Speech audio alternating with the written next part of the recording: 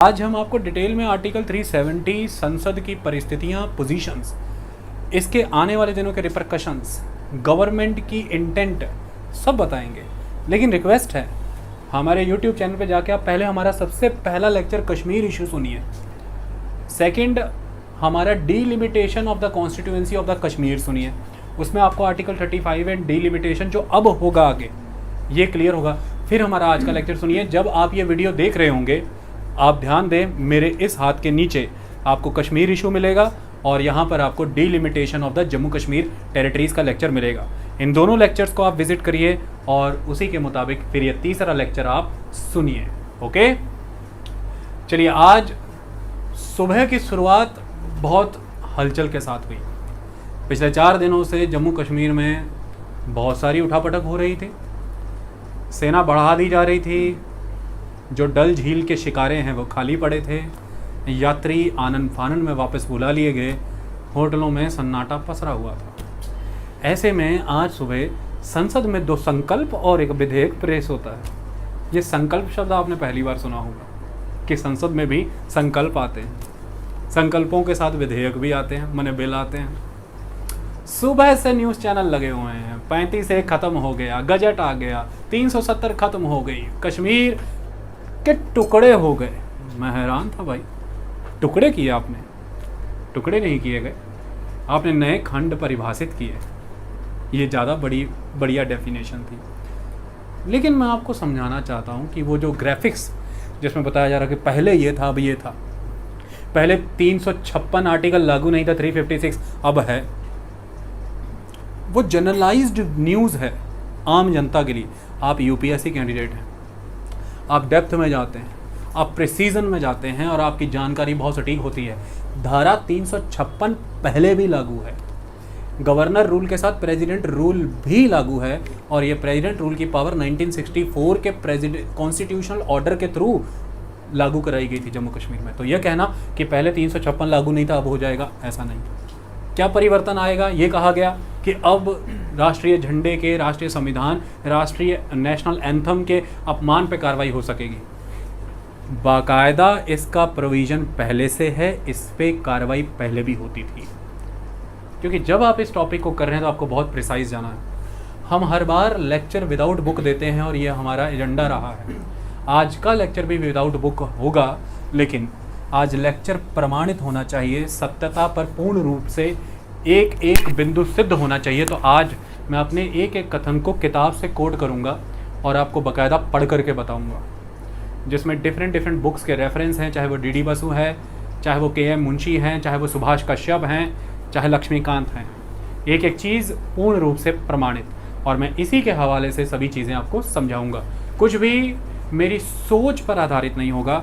वो हमारा last section होगा जिसमें मेरा एनालिसिस आएगा, analysis politics, society, culture and economy पे, बिगनिंग पूरी रियलिटी में, ताकि आप खबरों को अच्छे से समझ पाएँ, भ्रम से मुक्त हो पाएँ, चीज़ों को बेटर वे में अंडरस्टैंड कर पाएँ। चलिए शुरुआत करते हैं आज की लेक्चर की और समझते हैं कि आज क्या हुआ।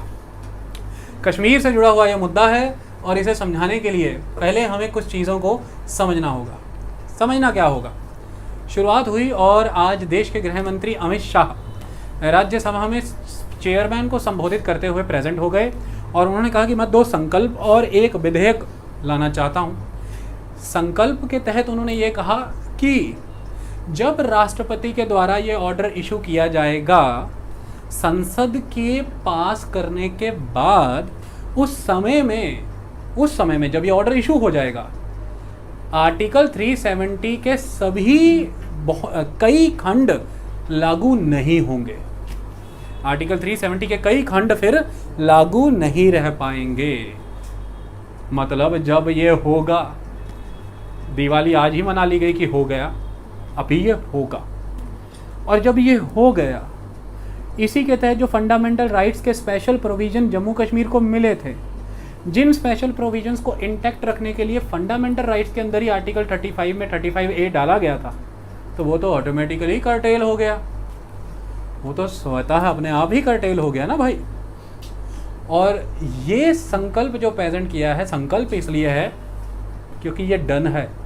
प्रेसिडेंट काउंसिल ऑफ मिनिस्टर की एडवाइस एंड एड पे ही काम करते हैं, वो ये ऑर्डर इशू करेंगे, डन।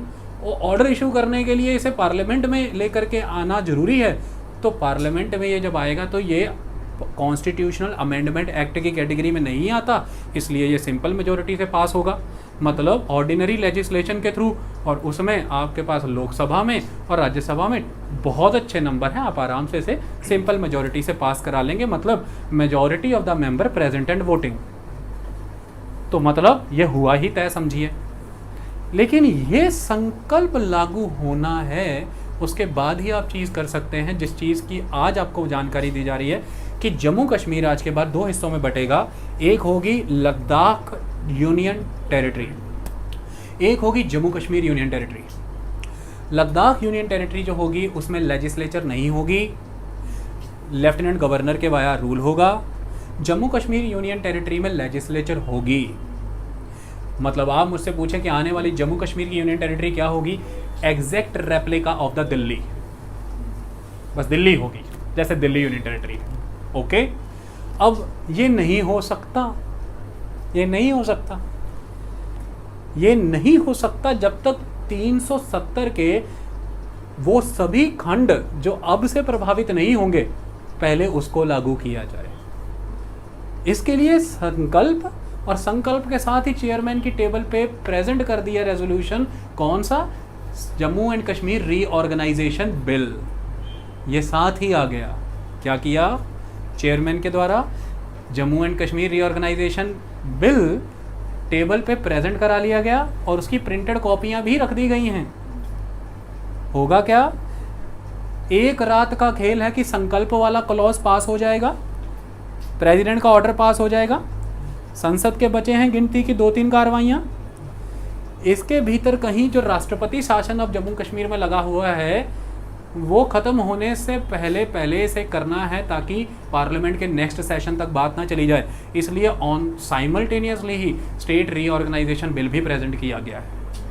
एक तरफ से होकर के निकलेगा संकल्प वाला प्रोसेस फाइनल, और ऑन द स्पॉट रीऑर्गेनाइजेशन पे डिबेट डिस्कशन सब हो चुकी होगी, वॉइस वोट ये और ने करके वो भी ऑन द स्पॉट पास होगा। सारा मैटर 1 से 2 दिन के अंदर ही खत्म। आई बात समझ में? अब इसे समझाते हैं, है क्या, हुआ क्या, होगा क्या, है, हुआ, होगा क्या। कश्मीर इशू का लेक्चर जरूर सुनिए ताकि सारी डिटेल पता लगे, वो मैं दोबारा नहीं कहूँगा। और डीलिमिटाइजेशन सुनना तो बहुत ज़रूरी है, वरना आपको खबरें और आर्टिकल समझ नहीं आएंगे। सबसे पहली बात, 15 अगस्त 1947 भारत आज़ाद हुआ। उसके पहले भारत में अंग्रेज़ों का शासन था। उस समय तक लगभग 600 रियासतें एग्जिस्ट कर रही थीं। उसमें से अंग्रेज़ों के द्वारा यह प्रोविज़न रखा गया कि जो रियासतें पाकिस्तान के साथ जाना चाहती हैं जाएं, जो भारत के साथ आना चाहती हैं जाएं, जो इंडिपेंडेंट रहना चाहती हैं वो रहें। कुल मिलाकर के भारत में बची 552 रियासतें, जिसमें से 549 रियासतें तो सरदार वल्लभ भाई पटेल ने मिला ली थी। 3 रियासतें यानी कि निज़ाम हैदराबाद के, जूनागढ़ के नवाब और जम्मू कश्मीर रियासत, ये रह गई थी। जिसमें रियासत जो निज़ाम की थी हैदराबाद की, वो पुलिस एक्शन के थ्रू जोड़ ली, जो जूनागढ़ की थी वो रेफरेंडम करा लिया, और जो जम्मू कश्मीर की थी वो इंस्ट्रूमेंट ऑफ एक्सेशन से ले ली। अब यहाँ पर मुद्दा आ जाता था जम्मू कश्मीर का, महाराजा हरी सिंह का। महाराजा हरी सिंह ने डिसाइड कर रखा था कि मैं अपनी इंडिपेंडेंट रियासत रखूँगा, ना पाकिस्तान ना भारत के साथ। इसमें अब समय आगे बढ़ा, और समय क्या हुआ, 15 अगस्त 1947 को भारत आज़ाद हुआ है। 15 अगस्त से 15 सितंबर आ गई, 15 सितंबर से 15 अक्टूबर आ गई। 15 अक्टूबर के 5 दिन बीतते ही यानी कि 20 अक्टूबर 1947 को पाकिस्तान के द्वारा जम्मू कश्मीर पर आक्रमण कर दिया गया, जिसे हम आज़ाद कश्मीर फोर्सेस कहते हैं, जो एक तरह के कबायली पख्तूनवा लड़ाके थे।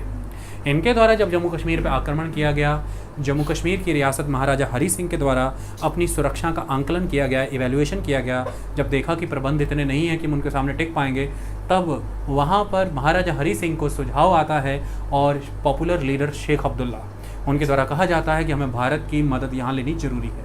भारत की मदद लेने के लिए उस समय अंतरिम सरकार थी भारत में, द इंटरिम गवर्नमेंट, जिसमें प्रधानमंत्री की पोजीशन पर जवाहरलाल नेहरू काबिज थे। ऐसे में पंडित जवाहरलाल नेहरू के साथ जब संपर्क साधा गया जम्मू कश्मीर के द्वारा, तो प्रधानमंत्री जवाहरलाल नेहरू ने कहा कि आप एक इंडिपेंडेंट स्टेट हैं, किस अलायंस के तहत मैं आर्मी मूव कराऊं और आपकी सपोर्ट करूं, what is the relation between Jammu and Kashmir and India. और अभी कॉमन गवर्नर हैं मेरे और पाकिस्तान में, माउंटबेटन कॉमन गवर्नरशिप है। ऐसे में जब दोनों के गवर्नर कॉमन हैं, ऐसे में एक विंग ने जब कुछ किया है जम्मू कश्मीर में, तो दूसरा विंग अगर उस कश्मीर में कुछ करने जा रहा है तो मुझे लेजिटिमाइजेशन दिखानी होगी कि मैं एक इंटरनेशनल कंट्री में इंटरवेंशन किस ग्राउंड पे कर रहा हूँ। इसके लिए फिर महाराजा हरि सिंह के द्वारा ये कहा गया कि मैं आपको अपने आप को जम्मू कश्मीर में एक्सीड करता हूँ, और उसके लिए इंस्ट्रूमेंट ऑफ एक्सेशन साइन किया गया। इसमें important role Sheikh Abdullah popular leader के द्वारा समझाया गया। कश्मीर इशू का लेक्चर सुनिए, बहुत डिटेल में चीज़ें क्लियर आएंगी, आज वो मुद्दा नहीं है। इंस्ट्रूमेंट ऑफ एक्सेशन जब साइन किया गया था, ध्यान रखिए 20 अक्टूबर 1946 को हमला हुआ है। आज हमारे गृह मंत्री के द्वारा राज्यसभा में गलत बयान दे दिया गया है कि 27 अक्टूबर को इंस्ट्रूमेंट ऑफ एक्सेशन साइन हुआ है। मैं क्लियर कर दूं, 26 अक्टूबर को इंस्ट्रूमेंट ऑफ एक्सेशन साइन हुआ है 1947 को। 27 अक्टूबर को इसे गवर्नर लॉर्ड माउंटबेटन की परमिशन सैंक्शन मिली है। कब साइन हुआ है? 26 अक्टूबर 1947 को। 27 अक्टूबर को इसे असेंट मिला है, किसका? माउंटबेटन का। ये दो डेट्स बहुत इंपॉर्टेंट डेट हैं, साइनिंग एंड असेंट। ओके, अब ये हो गया। इसके साथ मैं आपको बताना चाहता हूँ कि क्या आया, कमिटमेंट आया जम्मू कश्मीर को। कमिटमेंट क्या है? ध्यान से सुनो। आज अगर आप इंडिया की बात करें तो इंडिया के आर्टिकल 1, 2, 3, 4, इंडिया का नेम, इंडिया का टेरिटरी, यूनियन टेरिटरी, स्टेट्स की टेरिटरी और कोई भी वो टेरिटरी जो इंडिया एक्वायर करता है, किस तरह से नए स्टेट इंडक्ट किए जाएंगे, कैसे नया स्टेट बनाया जाएगा, कैसे एग्जिस्टिंग स्टेट का नेम, बाउंड्री, एरिया चेंज किया जाएगा, और क्या क्या पार्लियामेंट के राइट हैं। पहले 4 आर्टिकल ये बताते हैं। इसके तहत आर्टिकल 1 में क्लियरली ये मेंशन है कि Jammu and Kashmir Indian union यानी कि यूनियन ऑफ इंडिया का कॉन्स्टिट्यूएंट स्टेट है। इंडिया यूनियन का कॉन्स्टिट्यूएंट स्टेट है। और second important aspect, Jammu and Kashmir territory of India का पार्ट है। एक तो वो यूनियन ऑफ इंडिया का कॉन्स्टिट्यूएंट स्टेट है, एक तो उसकी टेरिटरी ऑफ इंडिया का पार्ट है। ये आर्टिकल 1 के तहत कवर होता है, और इसी के लिए आर्टिकल 1 के तहत इंडिया की टेरिटरी, इंडियन यूनियन, इनके रिलेटेड सारे प्रोविज़न शेड्यूल 1 में डाले गए हैं, और जम्मू कश्मीर इंडिया के कॉन्स्टिट्यूशन शेड्यूल 1 में है। ये बड़ी बात है। अब इस चीज़ को अगर हम समझ के चलें तो जम्मू कश्मीर ने खुद को एज अ बॉडी, खुद को as a unit Indian union से जोड़ा, और as a territory Indian territory से जोड़ा। ये एक अलग बात, ये है आप एज अ यूनिट जुड़े, एज अ टेरिटरी जुड़े। लेकिन अब आती है बात अधिकार क्षेत्र की, अधिकारों की। अधिकारों के नाम पर जम्मू कश्मीर ने महाराजा हरि सिंह के द्वारा इंस्ट्रूमेंट ऑफ एक्सेशन में 3 ही अधिकारों को जोड़ा भारत के यूनियन के साथ। वो था external affairs, defence and communication. जैसे आज आप देखते हैं यूनियन लिस्ट है, स्टेट लिस्ट है, कॉन्करेंट लिस्ट है। यूनियन लिस्ट में केंद्र कानून बनाता है, स्टेट लिस्ट में राज्य बनाते हैं, कॉन्करेंट में केंद्र और राज्य दोनों बनाते हैं, सेंटर स्टेट दोनों बनाते हैं। लेकिन उस टाइम पे अगर हम कहें कि क्या प्रभाव था भारत का, ज्यूरिसडिक्शनल एरिया हमारा क्या था, उसके लिए 3 सब्जेक्ट एक्सीड किए। पहला एक्सटर्नल अफेयर, दूसरा डिफेंस, तीसरा कम्युनिकेशन। बाकी सब कुछ जम्मू कश्मीर के ही साथ था। दोनों बातों को समझने का फ़र्क करो। एक स्टेट को इंडियन यूनियन में जोड़ना, एक टेरिटरी को इंडियन टेरिटरी से जोड़ना, और अधिकार क्षेत्र की बात करना, मतलब कि किन किन सब्जेक्ट पे, किन किन टॉपिक पे यूनियन काम कर सकता है, किन पे स्टेट, ये दोनों अलग बातें हैं। तो इसमें, इस मामले में जम्मू कश्मीर एक अलग स्टेट हो जाता है बाकी स्टेट्स के कंपैरेटिवली, क्योंकि उसने सिर्फ 3 मुद्दों पर ही इंस्ट्रूमेंट ऑफ एक्सेशन के तहत काम करने की आपको अनुमति दी।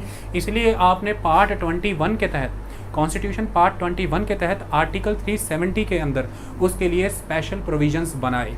पार्ट 21 के अंदर भारत के और भी कई सारे राज्य हैं जिनके लिए स्पेशल प्रोविज़न हैं, लेकिन उन राज्यों के कंपैरेटिवली जम्मू कश्मीर को लेकर के बहुत ज़बरदस्त अनपैरेलल्ड स्पेशल प्रोविजंस प्रोवाइड किए गए हैं, जो किसी भी और राज्य के लिए नहीं प्रोवाइड किए गए हैं। उन्हीं प्रोविजंस को हम पढ़ेंगे। इंस्ट्रूमेंट ऑफ एक्सेशन में कमिटमेंट था। कमिटमेंट ये था कि जम्मू कश्मीर की जनता अपना एक संविधान सभा, कॉन्स्टिट्यूएंट असेंबली चुनेगी। वो कॉन्स्टिट्यूएंट असेंबली कॉन्स्टिट्यूशन बनाएगी। उस कॉन्स्टिट्यूएंट असेंबली के द्वारा ये तय किया जाएगा कि इंडिया और जम्मू कश्मीर के रिलेशनशिप का नेचर क्या रहेगा, और उसके तहत ये डिसाइड किया जाएगा कि इंडियन यूनियन का कितना जुरिस्डिक्शन होगा जम्मू कश्मीर के ऊपर। जब तक ये नहीं हो जाता तब तक जम्मू कश्मीर की वर्किंग के लिए जो प्रोविजंस प्रोवाइड किए जाएंगे वो इंडियन कॉन्स्टिट्यूशन के द्वारा प्रोवाइड किए जाएंगे। आप ध्यान से एक कंसेप्ट को समझिए। आज जब डिबेट होती है कहीं पर भी, तब ये कहा जाता है, एक वर्ग कहता है कि धारा 370 की वजह से ही भारत के साथ जम्मू कश्मीर जुड़ा। और गृह मंत्री ने आज हमारे कहा, कितना बड़ा फैक्ट पूरी दुनिया को बताया कि जैसे यहाँ पर मैं हैरान हूँ कि लोगों को जानकारी नहीं। वो ये कह रहे हैं कि 27 अक्टूबर को इंस्ट्रूमेंट ऑफ एक्सेशन साइन हुआ था और धारा 370 1949 में डाली गई है। इसके बीच 2 साल का गैप है, तो धारा 370 की वजह से तो भारत से वो जुड़ा ही नहीं जम्मू कश्मीर। मैं आपको टेक्निकली करेक्ट कर देता हूँ कि धारा 370 ये उसी कमिटमेंट का लीगल वर्जन है जो कमिटमेंट इंस्ट्रूमेंट ऑफ एक्सेशन के समय में कर दिया गया था। अब आपसे मैं एक प्रश्न पूछता हूँ कि जब 1947 में हमारा खुद का ही संविधान नहीं आया, तो 1947 में धारा 370 किधर से आती? हमारा संविधान तो 26 नवंबर 1949 को अडॉप्ट किया गया है, उसे बनने में समय लगा। इसलिए जब वो बन रहा था 1949 में, उसमें 370 की धारा इंडक्ट की गई, तो गैप तो आना लाजमी था।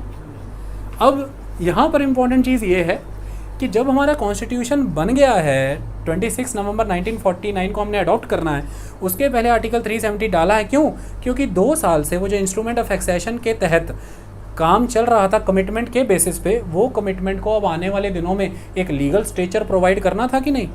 उस कमिटमेंट को लीगल स्ट्रक्चर प्रोवाइड करने के लिए आर्टिकल 370 इंडक्ट किया गया, क्योंकि इसके बाद से अब हमारा संविधान तो बन गया है और वो 26 जनवरी 1950 से प्रभाव में भी आ जाएगा, तो वही जम्मू कश्मीर पे भी लागू होगा। जब तक जम्मू कश्मीर की कॉन्स्टिट्यूएंट असेंबली इलेक्ट ना होके अपना नया कॉन्स्टिट्यूशन नहीं बना लेती, तब तक के लिए ऐसे में जम्मू कश्मीर के कस्टम कल्चर मैनर को देखते हुए, वहाँ की turbulent condition, unique socio cultural और पॉलिटिकल एटमॉस्फेयर को देखते हुए आपको ये देखना था कि पूरा संविधान भारत का एज इट इज़ लागू नहीं हो सकता, उससे प्रॉब्लम और बढ़ेगी। इसलिए आपने भारतीय संविधान को लिमिटेड वे में लागू करने के लिए वो जो कमिटमेंट 1947 में इंस्ट्रूमेंट ऑफ एक्सेशन में कर दिया था, उसे लीगल स्ट्रक्चर प्रोवाइड करते हुए 370 की धारा इंडक्ट की कॉन्स्टिट्यूशन में और कॉन्स्टिट्यूशन को लिमिटेड रखा जम्मू कश्मीर के मामले में। It is very simple.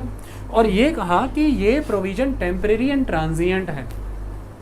ये टेम्परेरी इसलिए है क्योंकि जब तक जम्मू कश्मीर की कॉन्स्टिट्यूएंट असेंबली अपना कॉन्स्टिट्यूशन नहीं बना लेती, तब तक ये प्रोविज़न जो है इंडियन कॉन्स्टिट्यूशन के, ये धारा 370 के तहत टेम्परेरी जम्मू कश्मीर में लागू हो रहे हैं। आई बात समझ में? और सेकंड, ये ट्रांजिएंट हैं क्योंकि जब तक जम्मू कश्मीर में टर्बुलेंट कंडीशन एग्जिस्ट कर रही है, ये केवल उसी फेज़ को पार करने के लिए, जब वो ख़त्म हो जाएंगे एटमॉस्फेयर, तो फिर आर्टिकल 370 के अंदर जो भी हमने क्लॉजेस डाले हैं फिर उन्हें ख़त्म किया जाएगा और जम्मू कश्मीर और भारत का स्टेटस उन सिचुएशंस में डिसाइडेड होगा जो सिचुएशन उस टाइम की होंगी। इस तरह से ये सारा सिस्टम चला। इसकी और बारीकियाँ अभी क्लियर होंगी, पहले इतना समझ आया? किसी तरह की कोई आपको आपत्ति नहीं, कोई प्रॉब्लम नहीं? पढ़ करके बताते हैं, ध्यान से सुनिए। Jammu, special status of Jammu and Kashmir. Under Article 1 of the Indian Constitution, the state of Jammu and Kashmir is a constituent state of Indian Union, and its territory forms a part of the territory of India. On the other hand, Article 370 in Part 21 of the Constitution grants a special status to it. Accordingly, all the provisions of the Constitution of India do not apply to it. It is also the only state in the Indian Union which has its own separate constitution, the Constitution of Jammu and Kashmir. Under the same Part 21 of the Constitution, 10 other states of the Indian Union also enjoy special status, but only in certain minor matters. On the other hand, the special status enjoyed by the state of Jammu and Kashmir is unparalleled. Accession of Jammu and Kashmir to India. With the end of the British paramountcy, the state of Jammu and Kashmir became independent on 15 August 1947. Initially, the ruler Maharaja Hari Singh decided not to join India or Pakistan and thereby remain independent. On 20th October 1947, the Azad Kashmir forces supported by the Pakistan Army attacked the frontier of the state. Under this unusual and extraordinary political circumstances, the ruler of the state decided to accede the state to the India. Accordingly, the instrument of accession of Jammu and Kashmir to India was signed by Pandit Jawaharlal Nehru and Maharaja Hari Singh on 26 October 1947. Under this, the state surrendered only three subjects: defense, external affairs and communication to the Dominion of India. At that time, the government of India made a commitment. ध्यान से, at that time the government of India made the commitment that the people of this state, through their own constituent assembly, would determine the internal constitution of this state and the nature and extent of the jurisdiction of the Union of India over the state, and until the decision of the Constituent Assembly of the state, the Constitution of India could only provide an interim agreement regarding the interim arrangement regarding the state. In pursuance of this commitment, Article 370 was incorporated in the Constitution of India. It clearly states that the provisions with respect to the state of Jammu and Kashmir are only temporary and not permanent. It became operative on 17 November 1952. Okay प्रश्न ये उत्पन्न होता है कि पाकिस्तान ने ऐसा क्यों किया, पख्तूनवा लड़ा के क्यों भेजे।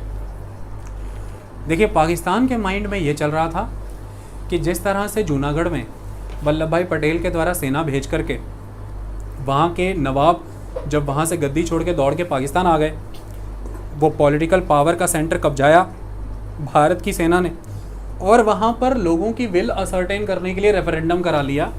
और नेचुरली रूलर माइनॉरिटी मुस्लिम थे और मेजॉरिटी पॉपुलेशन हिंदू थी, तो रेफरेंडम भारत के फेवर में आया। तो इंटरनेशनली इंडिया जूनागढ़ के अपने उस एक्ट को लेजिटिमेट कर गया कि ये रेफरेंडम से जोड़ा। सेम रिपीट करना चाहता था पाकिस्तान जम्मू कश्मीर में कि जम्मू कश्मीर में हम अटैक करेंगे, महाराजा हरी सिंह के द्वारा ऑक्यूपाई की गई पावर सेंटर को अपने हाथ में लेके वहाँ पे रेफरेंडम करा लेंगे। रेफरेंडम उनके अकॉर्डिंग उनके फेवर में आने वाला था और वो इंटरनेशनली ये प्रोजेक्ट कर देंगे कि ये लेजिटिमेट है। अगर उसे कोई दावा करेगा तो वही कहेंगे फिर जूनागढ़ का क्या, अगर जम्मू कश्मीर पे दावा है। ये उनका अपना उस समय का थॉट था। अब मैं आपको सिस्टम समझाता हूँ, चीज़ें हम समझते हैं जिसके अकॉर्डिंग सारा प्रोसेस आगे बढ़ा। हुआ क्या, आपके देश का संविधान एग्जिस्टेंस में आ गया है, लेकिन जम्मू कश्मीर में अभी ऐसा नहीं हुआ। आपने अब इंडिया कॉन्स्टिट्यूशन के प्रोविज़न वहाँ पर लागू करने हैं, लेकिन आर्टिकल 370 क्या कहता है? इंडिया के provision union and concurrent list के जम्मू कश्मीर में सिर्फ लागू होंगे। स्टेट लिस्ट की जो कॉन्स्टिट्यूशन में आइटम्स हैं वो आज दिन तक जम्मू कश्मीर पर लागू नहीं होती। यूनियन एंड कॉन्करेंट लिस्ट के करणवीर सिर्फ वो आइटम और वो लॉज ही एप्लीकेबल होंगे जम्मू एंड कश्मीर में जो इंस्ट्रूमेंट ऑफ एक्सेशन और बाद में आर्टिकल 370 के अंदर इन्यूमरेटेड हैं। ये जो आइटम्स हैं यूनियन लिस्ट और कॉन्करेंट लिस्ट में जो फॉल कर रहे हैं, जो मैच कर जाएंगे इंस्ट्रूमेंट ऑफ एक्सेशन और आर्टिकल 370 के सब्जेक्ट के साथ, ये मैच करने वाली टेंडेंसी को असर्टेन करना, जानने की प्रक्रिया ये होती थी कि इंडियन पार्लियामेंट के द्वारा पास कोई भी यूनियन और कॉन्करेंट लिस्ट का लॉ जो बाकी सभी राज्यों पे सीधा ऑटोमेटिक एप्लीकेबल होता था, जम्मू कश्मीर पे लागू कराने के लिए उसे भारतीय राष्ट्रपति के द्वारा जम्मू कश्मीर की लेजिस्लेचर के साथ कंसल्ट करके लागू कराया जाता था। और ये इसीलिए एक वर्ड एक्सिस्टेंस में आया, वो है constitution application to the Jammu and Kashmir order 1950। इसे हम कॉन्स्टिट्यूशन ऑर्डर 1950 कहते हैं। और इसके तहत ये डिसाइड हुआ कि कौन कौन सी भारतीय संविधान की धाराएं या रूल्स या जुरिस्डिक्शन जम्मू कश्मीर पे लागू होंगे। पहली बात समझ में आ गई। सेकंड इम्पॉर्टेंट आस्पेक्ट यहाँ पर बड़ा ज़रूरी है, इसी में परिवर्तन आएंगे। क्यों? सितंबर अक्टूबर 1951 में एडल्ट फ्रेंचाइज का प्रोसेस अपना करके इलेक्शन किए गए हैं कॉन्स्टिट्यूएंट असेंबली के जम्मू कश्मीर में। वो कॉन्स्टिट्यूएंट असेंबली के द्वारा संविधान बनाने की प्रक्रिया स्टार्ट की गई। 1952 में उनके द्वारा जवाहरलाल नेहरू के साथ एक दिल्ली एग्रीमेंट हुआ, वो डिलिमिटेशन वाले लेक्चर में सुनिए आप। 1954 में इसी कॉन्स्टिट्यूएंट असेंबली ने एक और एग्रीमेंट के तहत धारा 370 ऑफ द इंडियन कॉन्स्टिट्यूशन को एक्सेप्ट करके रेटिफाई कर दिया। अभी तक धारा 370 लेजिटिमाइज चल रही है क्योंकि इंस्ट्रूमेंट ऑफ एक्सेशन महाराजा हरी सिंह ने साइन किया है, लेकिन धारा 370 को वहाँ पर न्यूली इलेक्टेड कॉन्स्टिट्यूएंट असेंबली को जनता की विल से चुनी हुई असेंबली को भी तो रेटिफाई करना जरूरी था ना। तो 1954 को उस असेंबली ने, उस कॉन्स्टिट्यूंट असेंबली ने, संविधान सभा ने धारा 370 को मान्यता दी और रेटिफिकेशन दिया। और धारा 370 के 1954 के इस रेटिफिकेशन प्रोसेस के तहत जो फिर भारतीय प्रावधान जम्मू कश्मीर में लागू हुए हैं वो कहलाए constitution application to Jammu and Kashmir order 1954। यह है कॉन्स्टिट्यूशन ऑर्डर 1954 का। आज दिन तक पूरा जम्मू कश्मीर का इंडियन यूनियन से रिलेशन इसी कॉन्स्टिट्यूशन ऑर्डर 1954 पे टिका पड़ा है। इसी कॉन्स्टिट्यूशन ऑर्डर पे, जिसे हम प्रेसिडेंशियल ऑर्डर कहते हैं, इसी कॉन्स्टिट्यूशन ऑर्डर पे 1963, 64, 65, 66 में अमेंडमेंट की गई, 1972, 74 में अमेंडमेंट की गई, 1986 में अमेंडमेंट की गई और अब अभी की है ये आज। तो that is this 1954 presidential order. इसी में जो अमेंडमेंट की गई उसका आज हवाला दिया गृह मंत्री अमित शाह ने गुलाम नबी आज़ाद को कि क्यों आपने 1962 में, 63 में, 64 में अमेंडमेंट नहीं किया क्या। 64 के अमेंडमेंट के माध्यम से आर्टिकल 356 लागू कराया गया। कहाँ पर? जम्मू कश्मीर में। इस बात का ध्यान रखना। 1986 में पहली बार राष्ट्रपति शासन लगा है जम्मू कश्मीर के अंदर। ये भी बाद में एक्सटेंड किया गया प्रोविज़न है, इस चीज़ को ध्यान में रखना। 1965 की अमेंडमेंट प्रेसिडेंशियल ऑर्डर में जो की, इसके तहत जो जम्मू कश्मीर में नोमेनक्लेचर चलता था, राष्ट्रपति मने सदर रियासत और प्रधानमंत्री मने वज़ीर आज़म, जबकि होना गवर्नर और मुख्यमंत्री चाहिए था। तो ये नोमेनक्लेचर सदर रियासत और वज़ीर आज़म बंद करके governor and chief minister nomenclature आया। ये 1965 का इसी 1954 के प्रेसिडेंशियल ऑर्डर में किया गया अमेंडमेंट था। मतलब तब से लेकर के आज दिन तक भारत और जम्मू कश्मीर के संबंध 1954 के उस constitution application to the Jammu Kashmir order के बेसिस पे ही चल रहा था। भारत के राष्ट्रपति को भारतीय संसद के द्वारा यूनियन लिस्ट और कॉन्करेंट लिस्ट में जो इश्यूज पास किए हैं उसके तहत जो मैचिंग बन रही है, जो सब्जेक्ट्स इन्यूमरेटेड हैं आर्टिकल 370 में, वो लागू कराने के लिए कंसल्टेशन करनी है स्टेट लेजिस्लेचर से ऑर्डर पास करके। लेकिन आप कहेंगे कि इसके अलावा कुछ नहीं हो सकता। इसके अलावा भी चीज़ों, आइटम्स के ऊपर लॉ बन सकते हैं, लेकिन उसके लिए कंसल्टेशन नहीं, प्रेसिडेंट को कॉन्करेंस करनी होगी स्टेट लेजिस्लेचर के साथ। मतलब स्टेट लेजिस्लेचर का असेंट अनिवार्य है। जो तो आइटम्स इंस्ट्रूमेंट ऑफ एक्सेशन और बाद में 370 में मेंशन है, उसमें जस्ट उन्हें नोटिफाई करना जरूरी है, कंसल्टेशन। और जो तो आइटम्स नहीं है इंस्ट्रूमेंट ऑफ एक्सेशन में, लेकिन वो यूनियन लिस्ट और कॉन्करेंट लिस्ट के तहत लोकसभा और राज्यसभा को, यानी कि संसद को अधिकार है कानून बनाने का, वो बना रहे हैं। ऐसे में वो जम्मू कश्मीर में लागू कराना है तो जम्मू कश्मीर की लेजिस्लेचर की अनुमति, यानी कि उनका असेंट लेना जरूरी था राष्ट्रपति को। पर प्रोविज़न था कि असेंट लेके ऐसे लॉ भी बना के लागू कराए जा सकते हैं। वो उन पे असेंट देते हैं कि नहीं देते, उनका। भारतीय राष्ट्रपति any time in the middle of the night around the 12, around the 1 and around the 2, Indian राष्ट्रपति any time with the concurrence of the state legislature of the Jammu and Kashmir धारा 370 खत्म कर सकते हैं। ये आर्टिकल 370 के क्लॉज 3 में है। जादू क्या हो गया? जम्मू कश्मीर में मुफ्ती सैयद के साथ कॉमन मिनिमम प्रोग्राम को लेकर के नरेंद्र मोदी ने एक सरकार बनाई थी।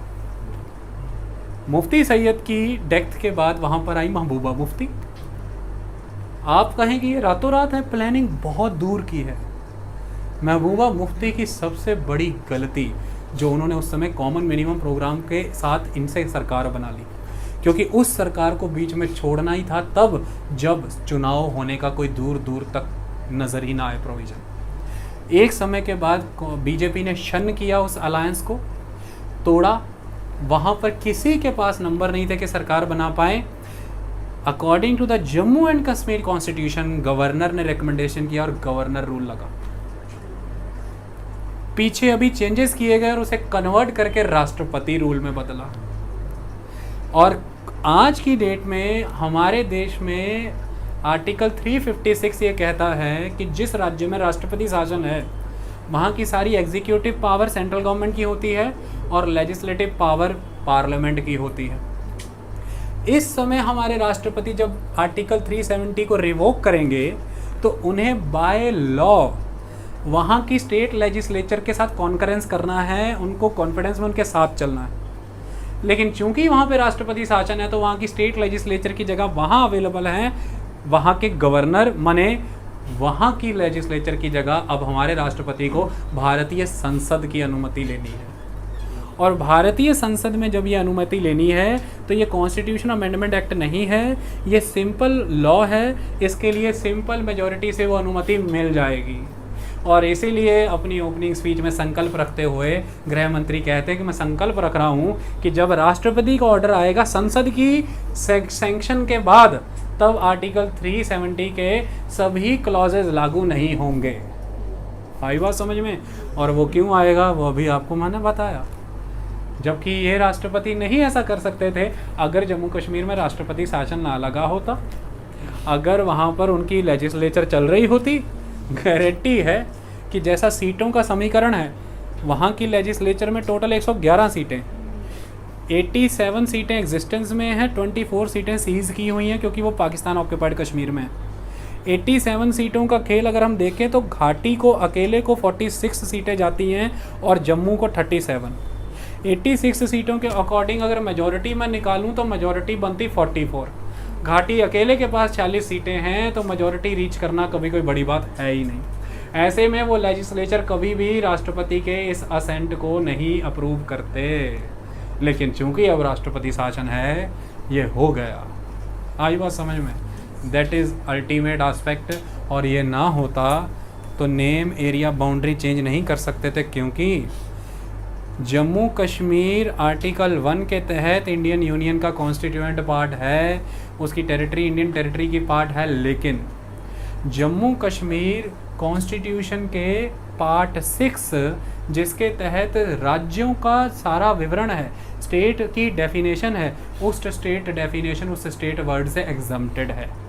यानी कि जम्मू कश्मीर की एरिया बाउंड्री नेम भारतीय पार्लियामेंट नहीं कर सकती चेंज उनकी अनुमति के बिना। लेकिन जब आर्टिकल 370 के क्लॉजेज ही नहीं रहे तो फिर जम्मू कश्मीर का ये प्रोविज़न भी नहीं रहेगा।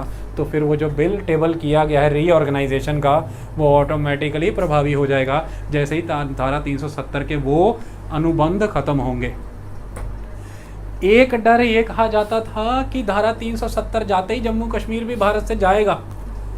उन्होंने राष्ट्रपति के उस क्लॉज को पूरी तरह से यूज़ किया जिसमें यह कहा गया है कि राष्ट्रपति धारा 370 को कभी भी लेजिस्लेचर के साथ मिलकर ख़त्म कर सकता है with exception and modification.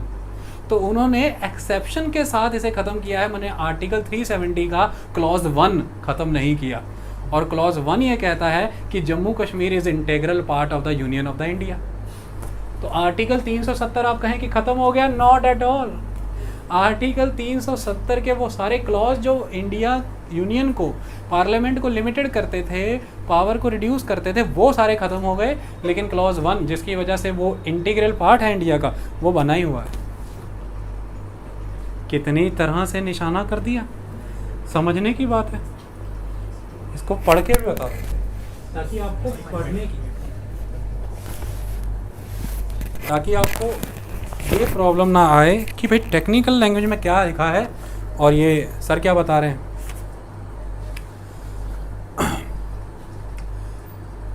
Accession of the Jammu and Kashmir to India का क्लॉज क्या कहता है?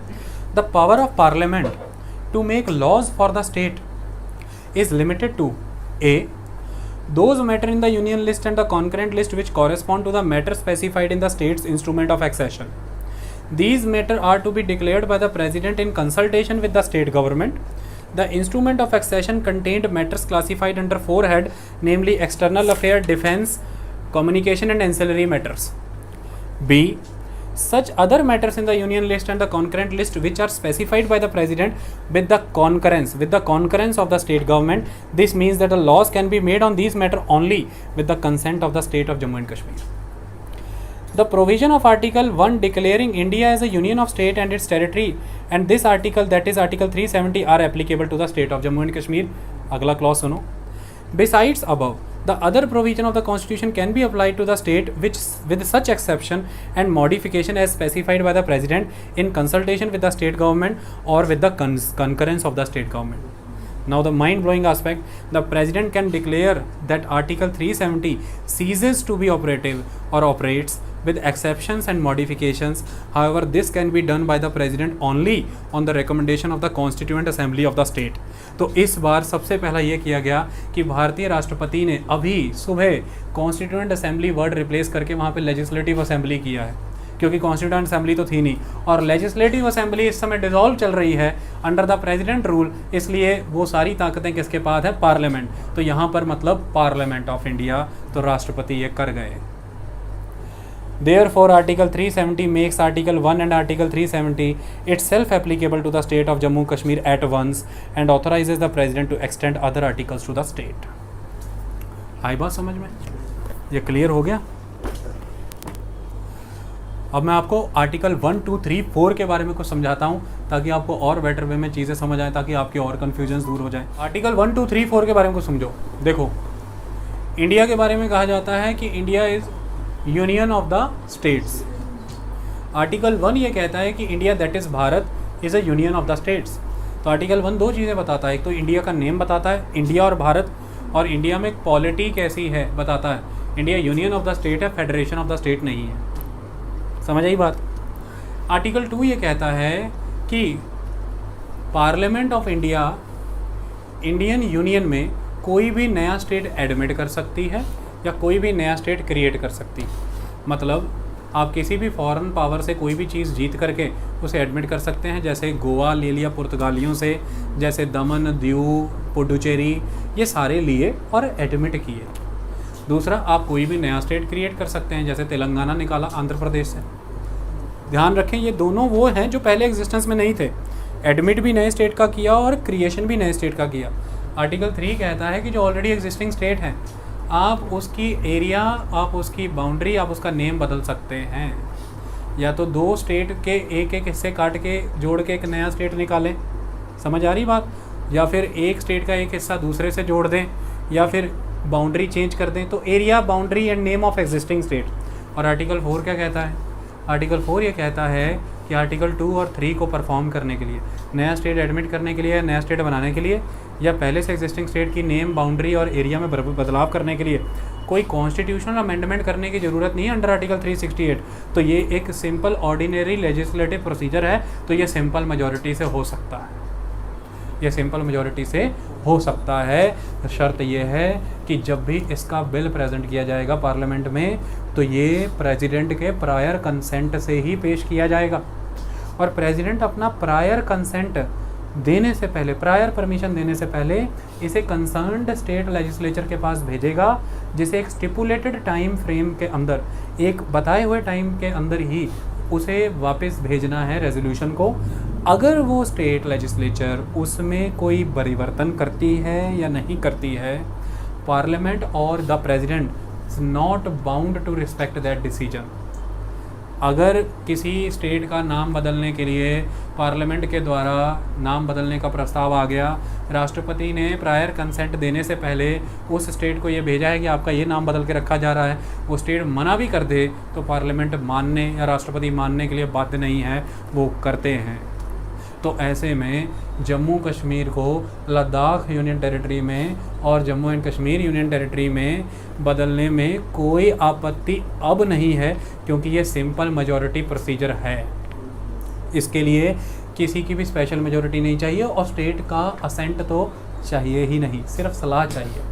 सबसे बड़ी बात ये हो नहीं सकता था जम्मू कश्मीर में, क्योंकि जम्मू कश्मीर की आर्टिकल 370 के तहत ये लिखा गया है, पहले क्लॉज के तहत, कि जम्मू कश्मीर इंडियन यूनियन का पार्ट है, जम्मू कश्मीर इंडियन टेरिटरी का पार्ट है, लेकिन जम्मू कश्मीर का नेम, टेरिटरी और एरिया नहीं चेंज कर सकती पार्लियामेंट ऑफ इंडिया। आई बात समझ में? इसी की वजह से हमने पहले संकल्प रखा, संकल्प के अंदर हमने प्रेसिडेंट के द्वारा वो ऑर्डर आएगा, वो ऑर्डर पार्लियामेंट के पास होने से आएगा, जिसके तहत आर्टिकल 370 का सिर्फ वो क्लॉज रह जाएगा जिसके तहत वो इंटीग्रल पार्ट है इंडिया का, बाकी सारे ख़त्म हो जाएंगे। मतलब जम्मू कश्मीर के ऊपर वो जो इंडिया की एक रिस्ट्रिक्शन थी, जो लिमिटेड थी कि भारतीय पार्लियामेंट उसका नाम, एरिया और उसकी बाउंड्री बदल नहीं सकते, अब वो बदल सकते थे। तो इसलिए साथ ही साथ रीऑर्गेनाइजेशन बिल भी प्रेजेंट किया गया है कि इमीडिएटली ये सब इफ़ेक्ट में आ जाए। और ये मैं आपको क्लियर कट सेंस में पढ़ करके बता देता हूँ ताकि आप